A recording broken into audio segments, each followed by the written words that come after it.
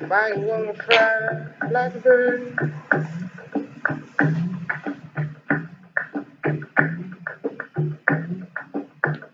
You ain't ever gonna fly.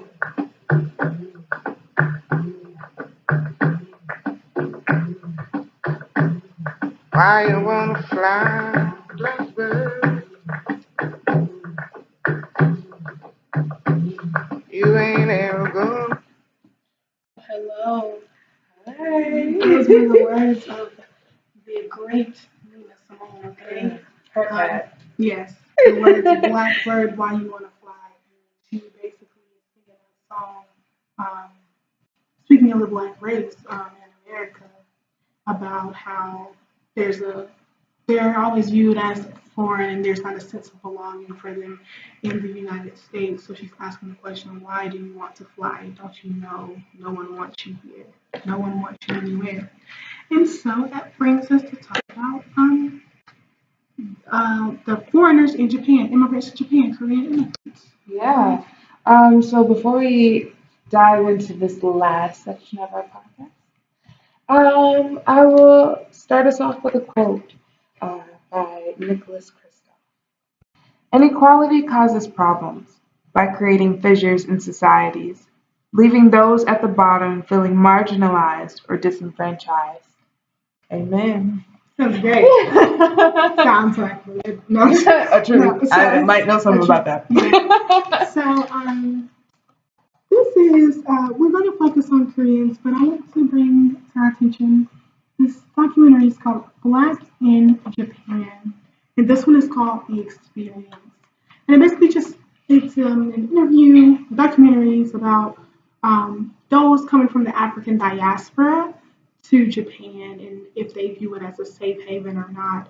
And so I was originally interested in that research because it is kind of hard sometimes living in the African diaspora. Of feeling like your identity is always targeted. But I was interested in what those African peoples had to say about life in Japan and being black in Japan and how they felt like they were targeted there, but in a different way. Maybe their life is not in danger, but they were also, but they were just under constant like surveillance, kind of, or like not surveillance, but like um, tension, some kind of tension, some kind of unspoken thing. Like people would stare at them and look down, not sit next to them on the bus, or everybody has their own experience or having a hard time getting a job as teachers or whatever the case may be. And so I feel like that says a lot about what it's like to be on the outside in Japan. And so that brings me to talk about Korea. And so I want to talk about Korea through the lens of the social identity theory.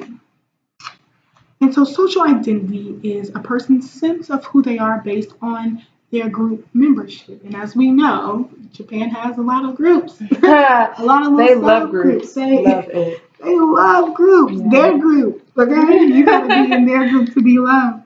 But no, so within this theory, uh, it just talks about how as human beings, really identify ourselves. And so, it was first proposed by Henry Tajfel in 1979 into the psychology field. And so, group can be like your social class, your family, a sport that you're playing, like if you're on a sports team. And so basically, the theory concludes that people's self-esteem is is tied to the group that you belong to. So if you compare your group to other people, that gives you a sense of self-worth. So you say, oh, that group is the worst group ever because of X, Y, and Z, and we're the best because of X, Y, Like and downward Z. comparisons. Exactly, psychology major. And so, but it also brings in doing this, we're dividing the world into them and us, basically. Well, us and them, because of course we would come first. So us and them, and we do this by first creating categories for those around us, and then we put ourselves in the category, and then yeah. Yeah, Yeah, like, and thinking about when we are putting ourselves in those categories and how those categories were kind of came about, and who was in the position of power to say we are the ones who can make the downward comparisons to these like Koreans, who are very much stereotyped as poor, not having good jobs, kind of being second class citizens in a sense, second class citizens in a sense, just like African Americans. There's definitely that parallel that you're setting up. Oh Um, yeah. yeah.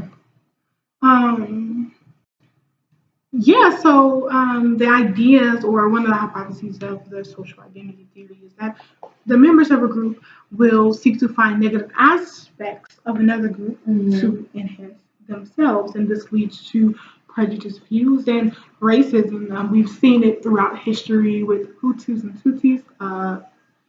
That kind of civil war kind of feeling with those two groups of people who are very similar but are divided Hmm. based off of constructed things in their Hmm. society.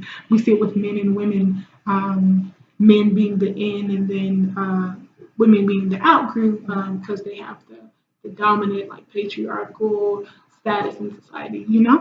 And so, yeah, so with Koreans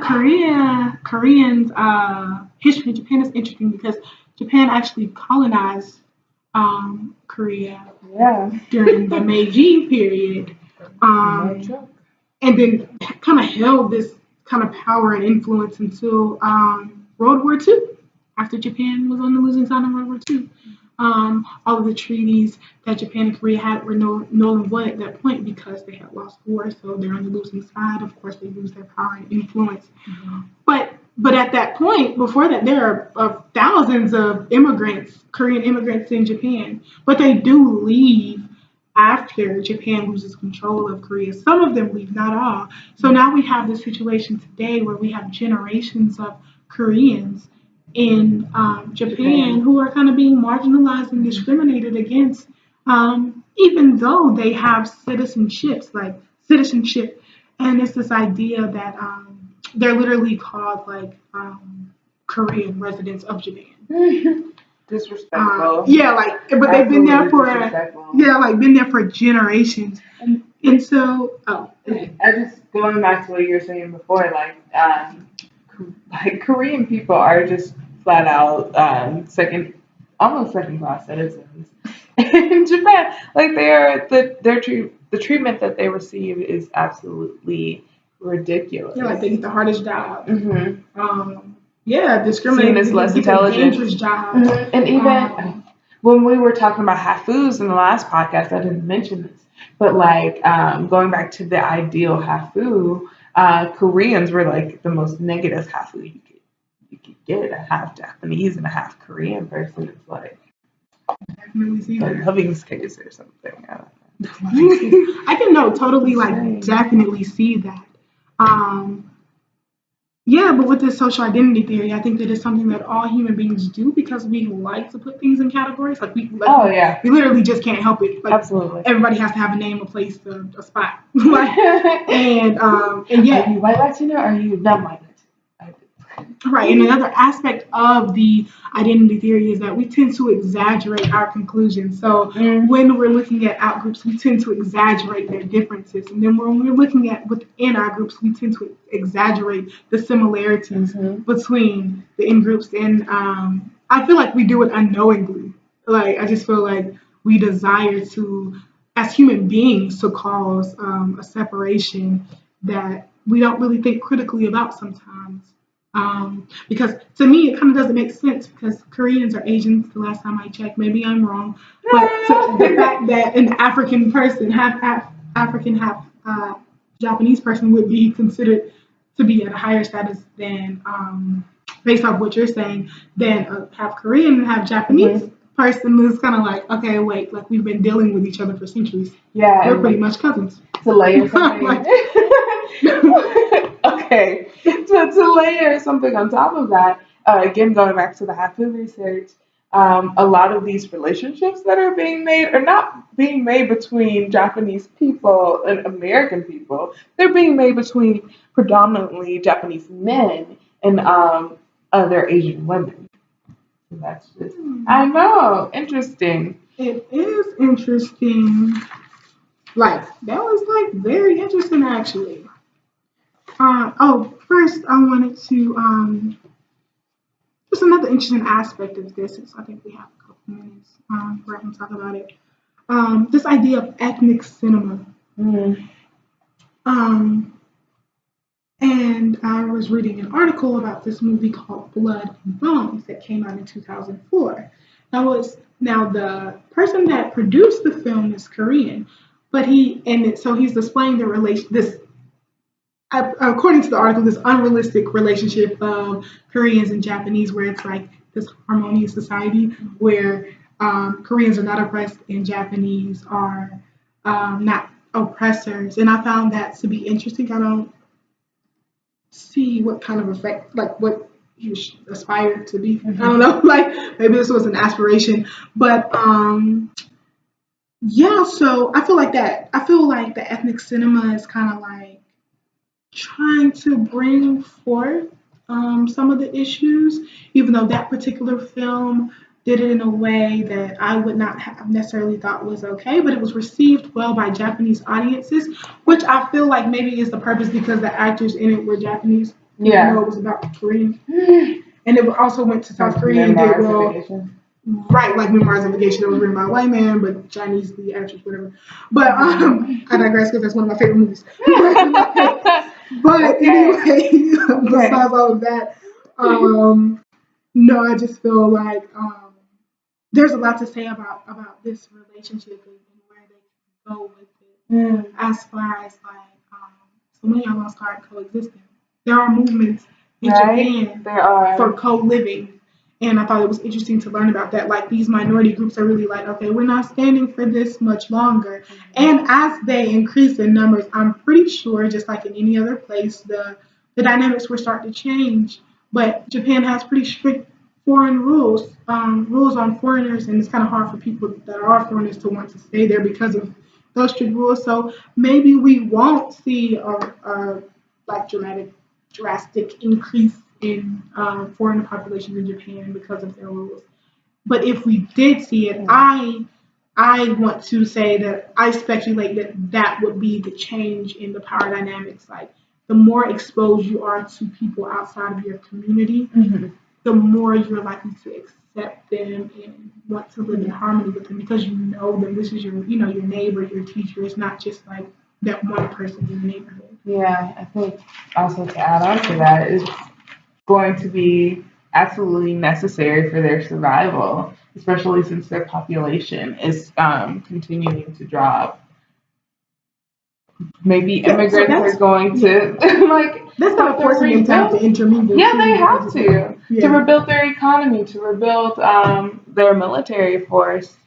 I mean, again, I say this, preach this all the time. We are interdependent people, and we can't do that when we're divided. Like we can't successfully. That's true. Exist. Yeah.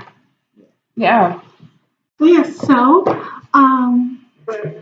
this concludes our last section. We will come back with a conclusion. Yeah. So No place big enough for holding. Yeah. All the tears you're gonna cry.